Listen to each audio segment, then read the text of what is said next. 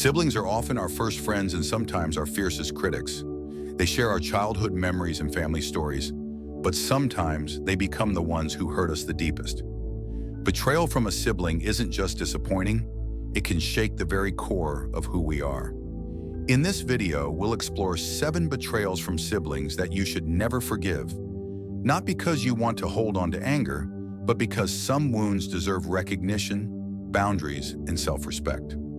Guided by the timeless wisdom of Stoic philosophy, we'll learn how to protect our peace and dignity when those closest to us cross unforgivable lines. Forgiveness isn't always a virtue.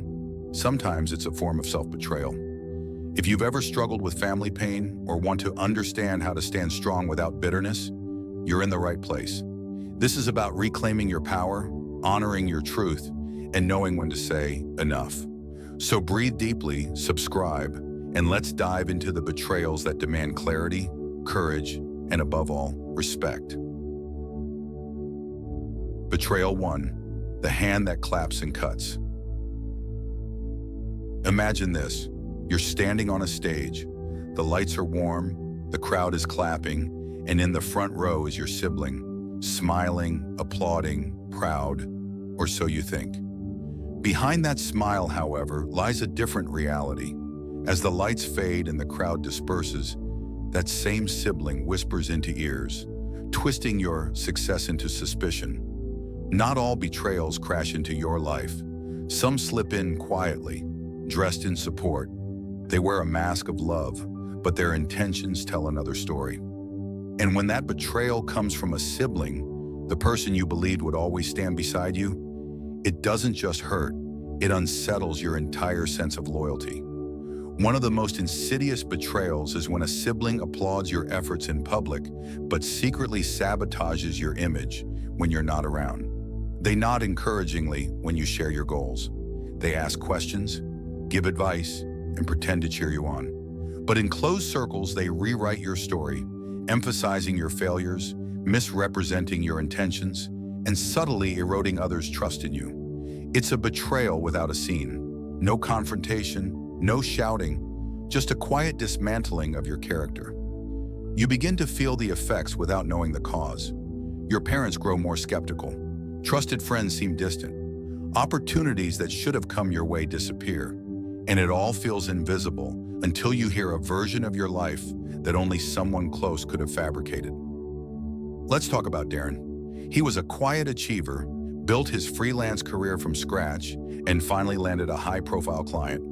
His brother Kevin always acted proud. He'd repost Darren's work, call him inspiring, and joke about following in his footsteps.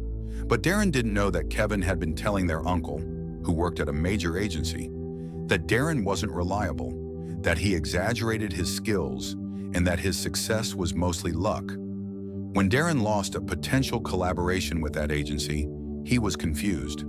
Then he found out the truth, not from Kevin, but from a third cousin who had overheard the conversation at a family gathering. And just like that, admiration turned to disillusionment. The Roman philosopher Epictetus once said, "It is not what happens to you, but how you react to it that matters." But betrayal by someone you trust requires more than reaction. It demands reflection. You must confront the reality that some people, even family, can't stand to see you grow beyond the version of you they're comfortable with. Betrayal doesn't always come with an obvious wound.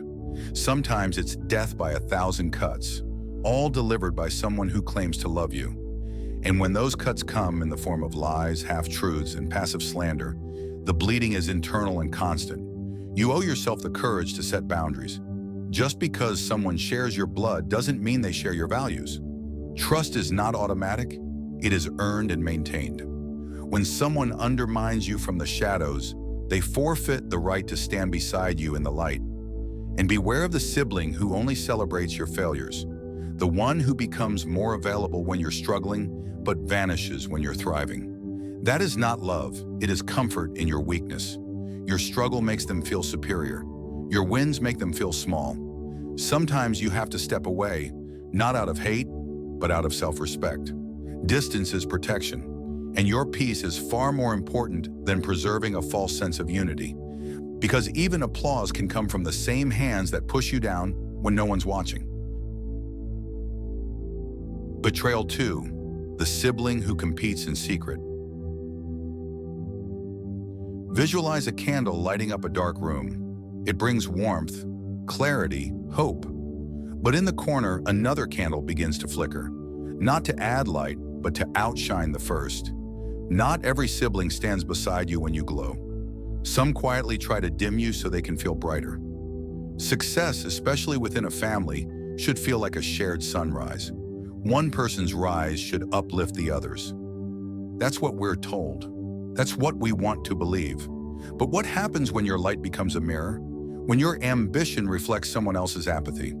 For some siblings, your growth is not a joy, it's a personal threat. Rather than congratulate you, they downplay your efforts. They disguise their jealousy as humor. Don't forget where you came from, they'll say, or, you think you're all that now? But the message beneath the words is clear. You're getting ahead and I don't like it. This betrayal isn't loud. It doesn't arrive with open conflict. Instead, it comes in subtle shifts, mocking your work, questioning your motives, sharing concerns about you with others. The sibling who once rooted for you now whispers doubts when you're not around. And it's not always what they say. Sometimes it's what they don't say. They go silent when you win. They skip your milestones. They celebrate strangers more than they acknowledge your steps forward. It's not just neglect, it's intentional absence. Here's a different story. Malik, a talented artist, finally landed a gallery feature after years of rejection. His younger sister, an aspiring painter herself, barely reacted. Instead, she posted vague social media updates about sellouts and people forgetting real art. Later, Malik learned she told their family that he was lucky and only got in because he knew someone. This wasn't about art, it was about identity. Malik's success challenged her narrative of being the star. She didn't want to follow her own path. She wanted him to walk slower. And here's the real betrayal. When someone close to you would rather see you stuck than see themselves grow.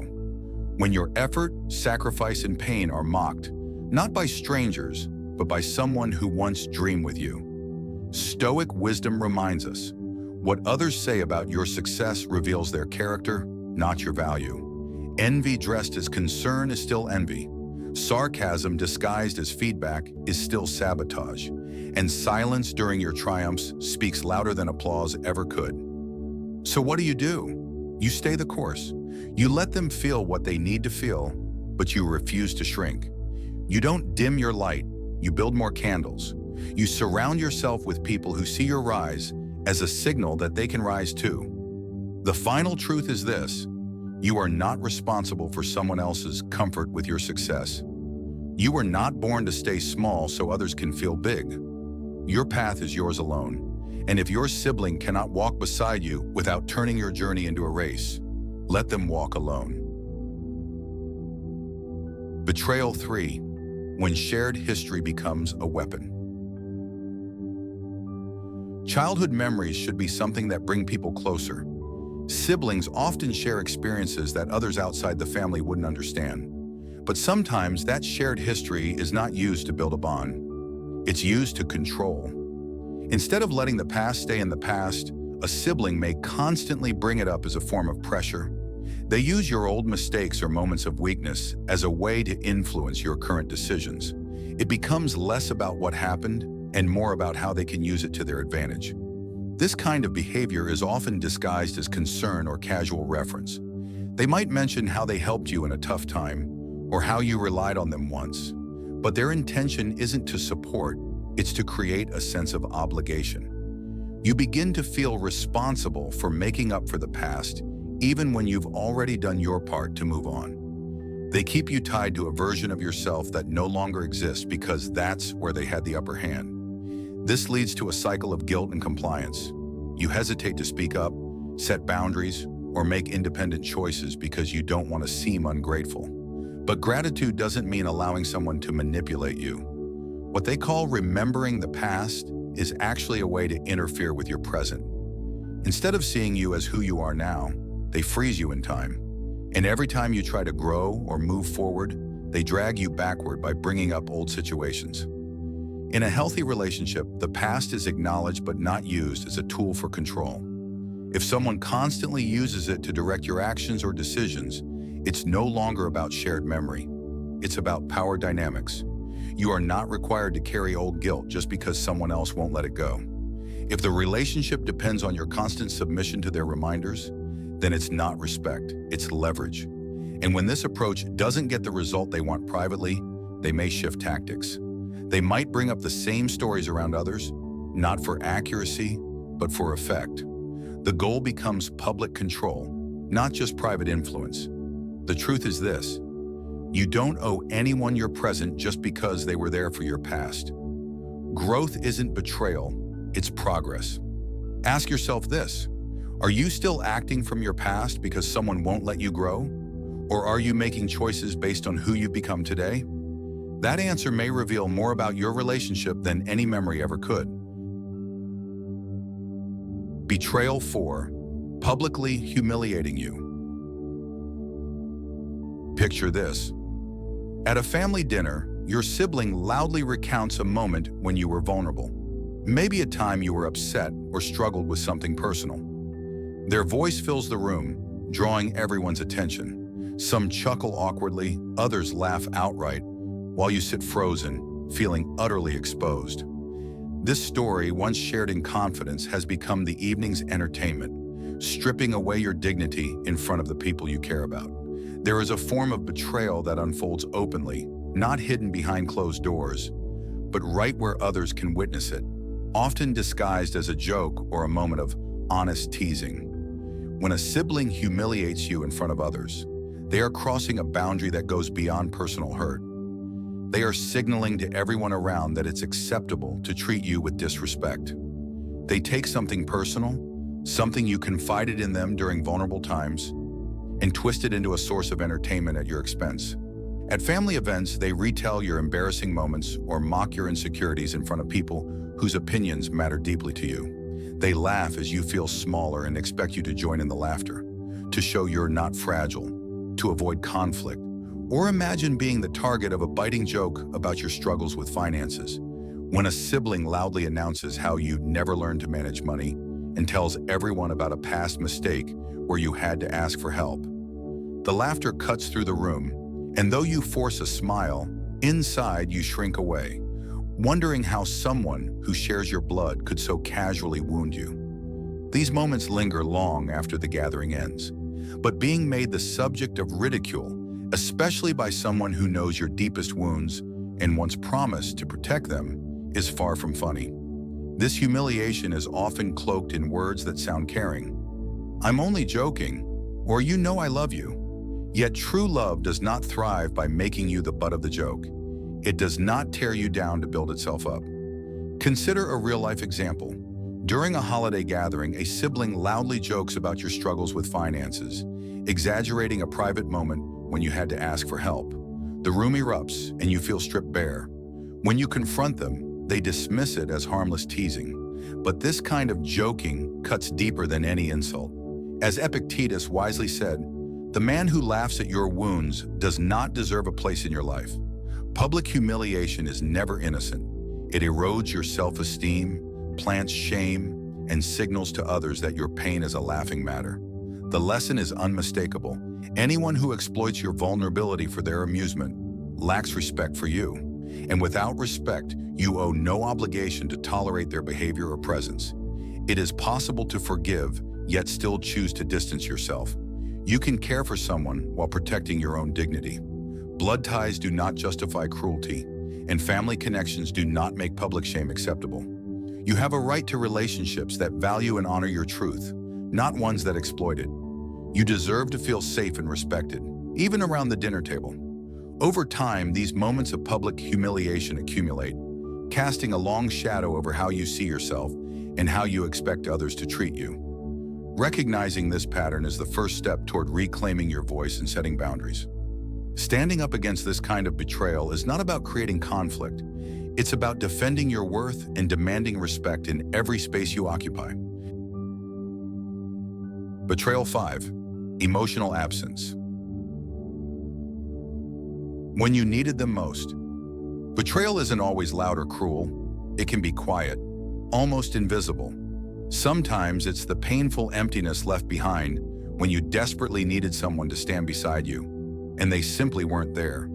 Imagine the night you called your sibling, heartbreaking, voice trembling, hoping for some comfort, a sign you weren't alone. The phone rings once, twice, then goes to voicemail. Or worse, they answer but sound distant, distracted, as if your pain is a burden they'd rather not carry. That silence, that distance, it cuts deeper than any harsh word. You weren't asking for grand gestures, just a little presence, a simple "I'm here," something to let you know you mattered. But instead, you felt invisible, abandoned to face your struggle alone. Think about Sam, who faced the loss of a parent. Throughout the weeks of grief, their sibling never reached out, never checked in, never offered a shoulder. When Sam finally confronted them, the answer was, "I didn't want to get involved." But grief isn't something you handle alone. It's a storm that needs shelter. That absence was a wound no apology could erase. Philosopher Seneca once said, "Difficulties strengthen the mind as labor does the body." True, but hardships also reveal who truly cares, who stands steady when everything shakes. Emotional absence in those moments doesn't just hurt, it shatters trust and leaves you questioning your worth. This kind of betrayal doesn't shout, it whispers through cold silences and missed calls. It tells you that your pain is inconvenient, that your need for support is an imposition, and that kind of rejection, silent and unseen, is one of the hardest wounds to heal. Love isn't measured by words in easy times, but by presence in moments of despair. If someone regularly turns away when you need them, it's a sign they don't respect the depth of your pain. You can forgive their absence, but forgiveness does not mean you owe them continued closeness or emotional investment. Sometimes protecting yourself means stepping back from those who cannot meet you halfway. Invest your heart in people who show up fully, who offer their presence without hesitation, especially when it's difficult or inconvenient. These are the relationships that honor your truth and nurture your healing.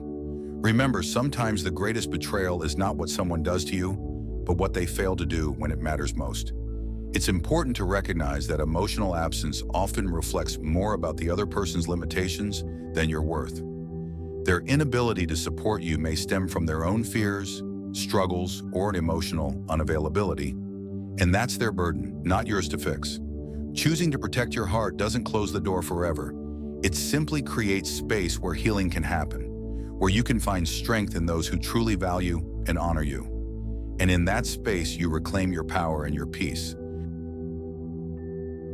Betrayal 6. When criticism becomes a weapon against you. Betrayal doesn't always roar.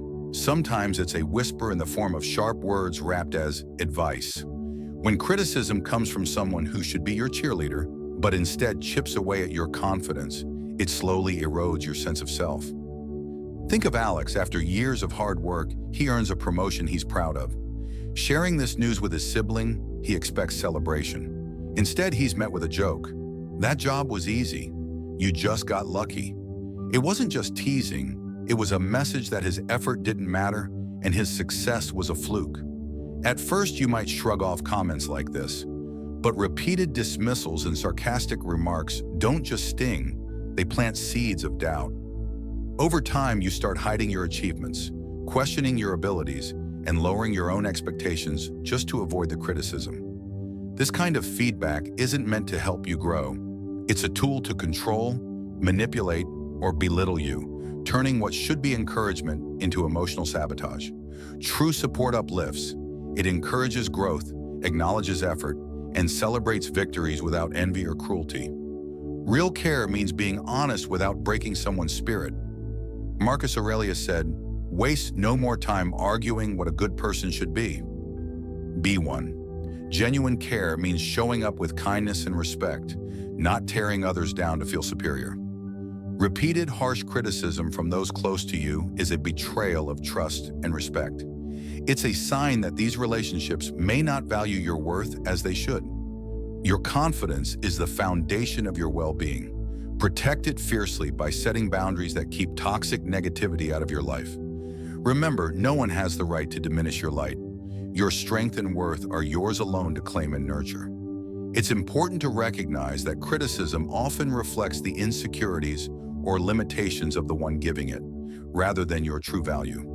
Understanding this can help you separate their words from your reality.